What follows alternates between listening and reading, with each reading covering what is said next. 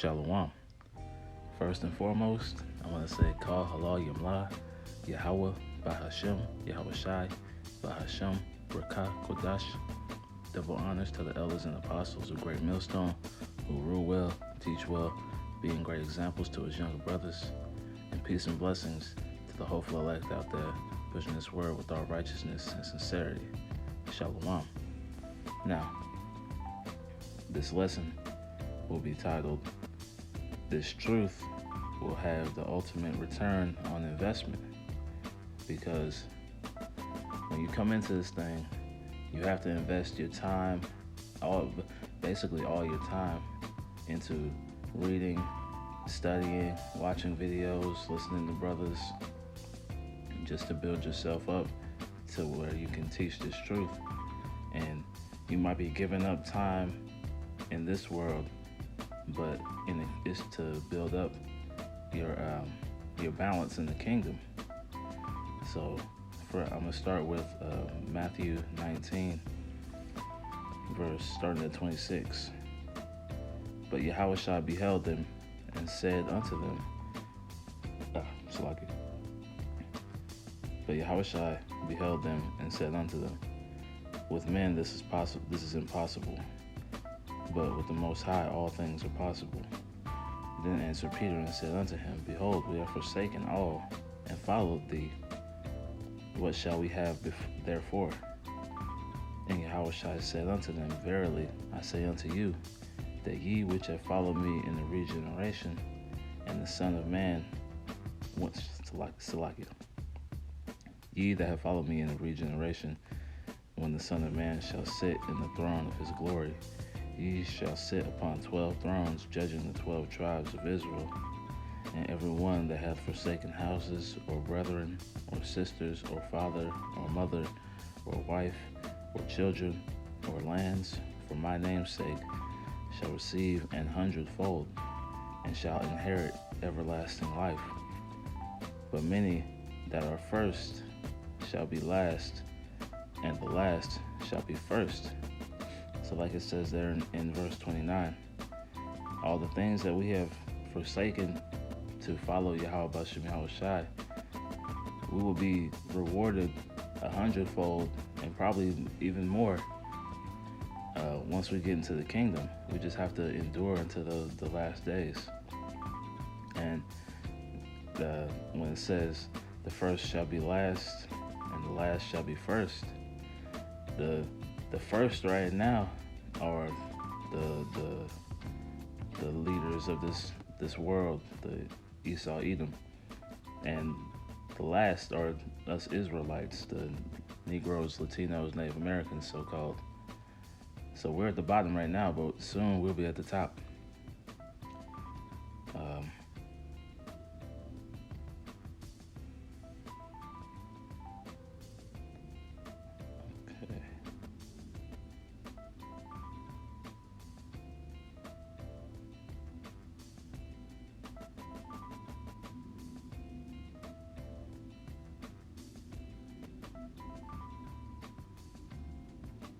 Okay, so next I want to get into why this knowledge is our riches. This is what we put all our investment in. This is what we're investing in, the knowledge of Yahweh Bashem Yahweh Shai. And I want to start in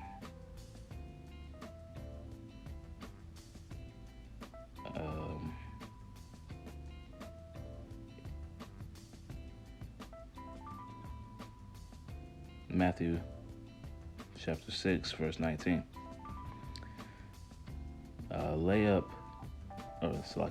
Lay not up for yourselves treasures upon earth, where moth and rust doth corrupt, and where thieves break through and steal. But lay up for yourselves treasures in heaven, where neither moth nor rust doth corrupt, and where thieves do not break through nor steal.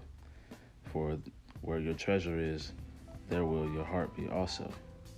So we're laying up our treasures in the heavens to build up our balance with the Most High, for lack of better words.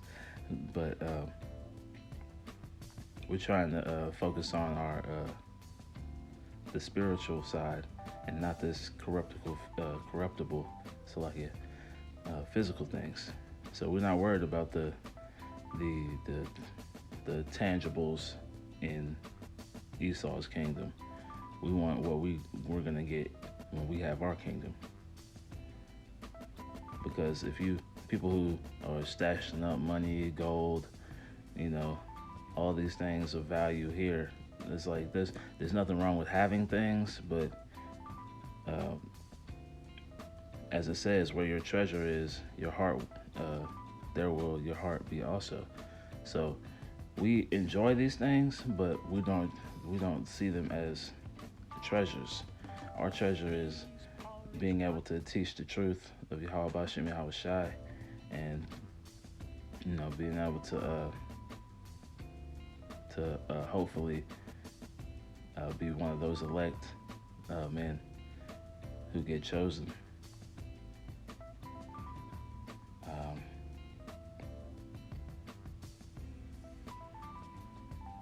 Let's see.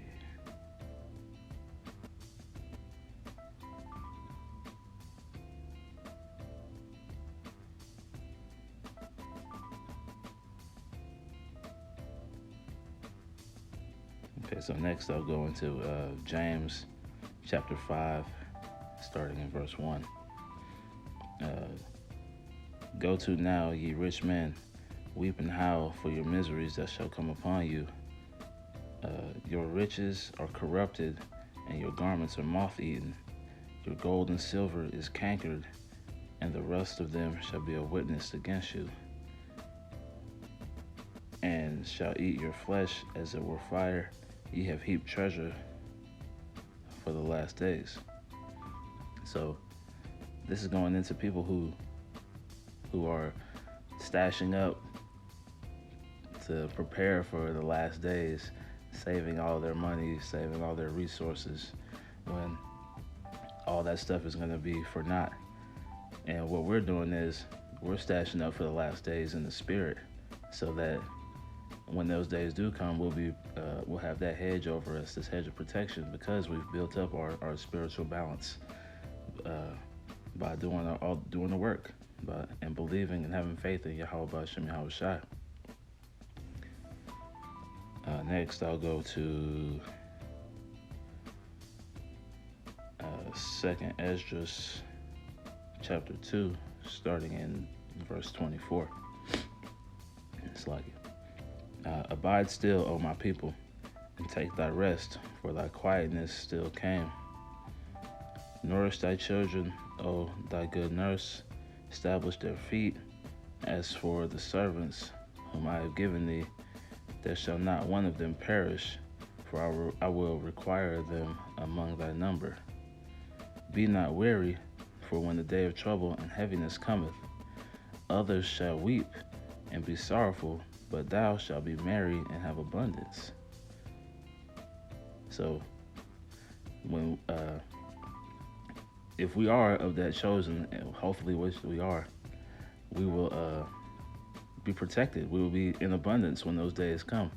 We won't want for anything during the Jacob's trouble. But we'll see the people out here, as it says, they shall weep and be sorrowful. Verse 28, the heathen shall envy thee, but they shall be able to do nothing against thee, saith Yahweh. My hands shall cover thee, so that thy children shall not see hell. And that hell is going into death or the grave. So, as it says in the scriptures, some of you will not taste of death. That's paraphrasing, I guess, but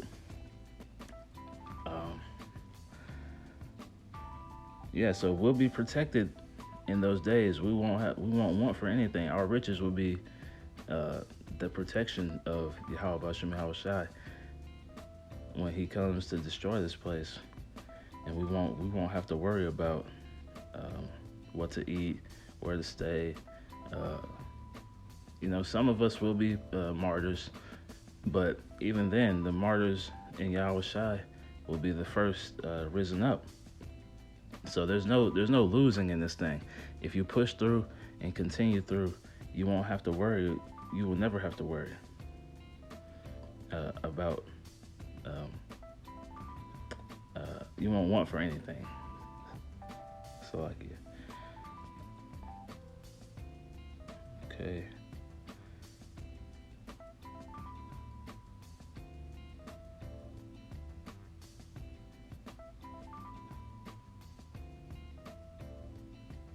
Okay, so next I want to get into Jeremiah chapter 9, verse 23. It's like verse 23. Thus saith Yahweh, let not the wise man glory in his wisdom, neither the mighty man glory in his might. Let not the rich man glory in his riches. Verse 24. But let him that glorieth glory in this, that he understandeth and knoweth me. And we understand and know Yahweh B'Shem Yahweh Shai. And that's the greatest thing. Like that should bring tears to your eyes when you just imagine that we were chosen, or we were called and are hopefully being chosen because we know Yahweh Shai. We know Yahweh B'Shem Yahweh Shai. And that's the most amazing thing on this earth. Like there's nothing else can beat that.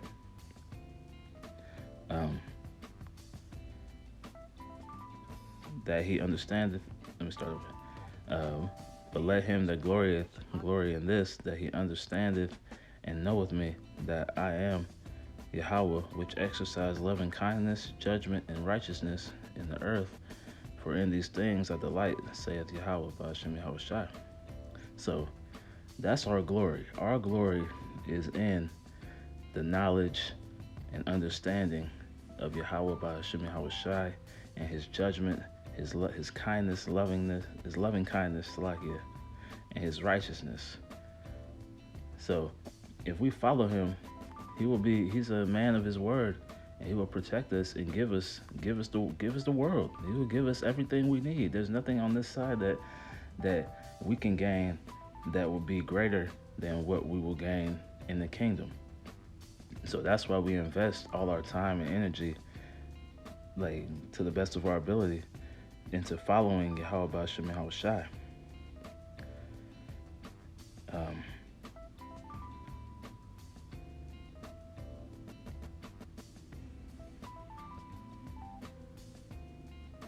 Let's see. Next, I'll get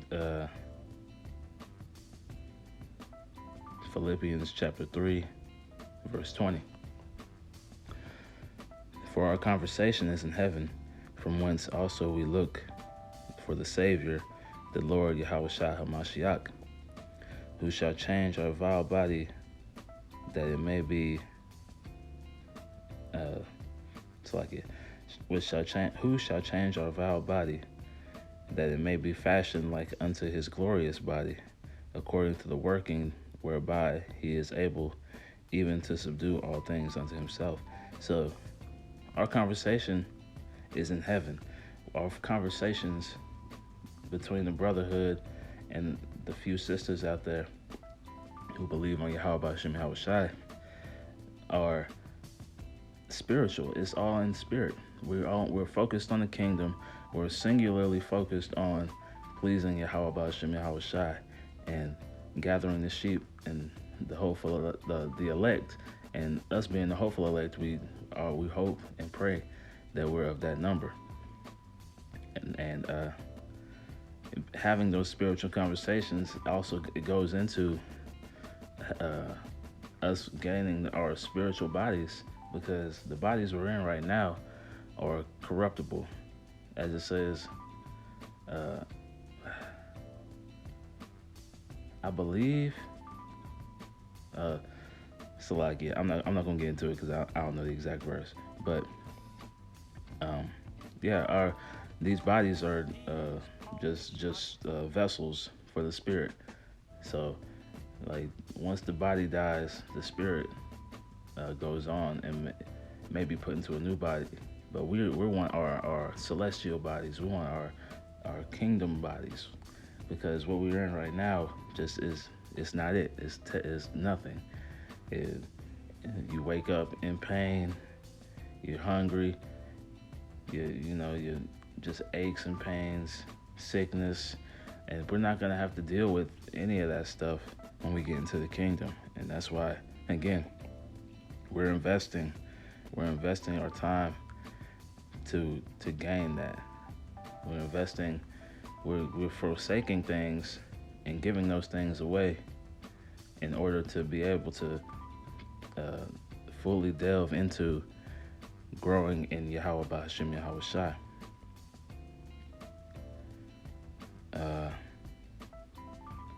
So this is Salakia. This is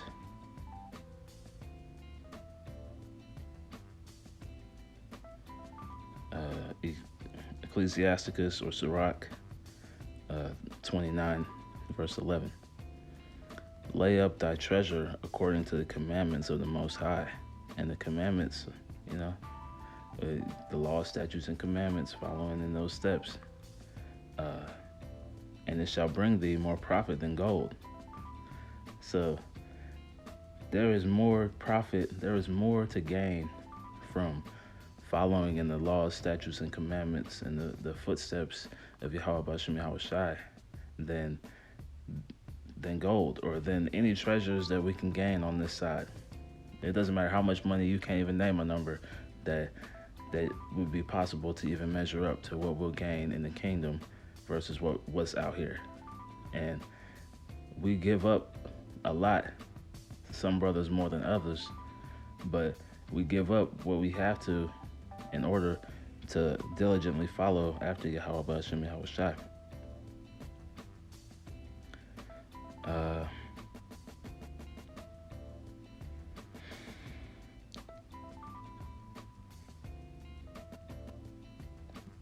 think that was it. I think that was my last precept.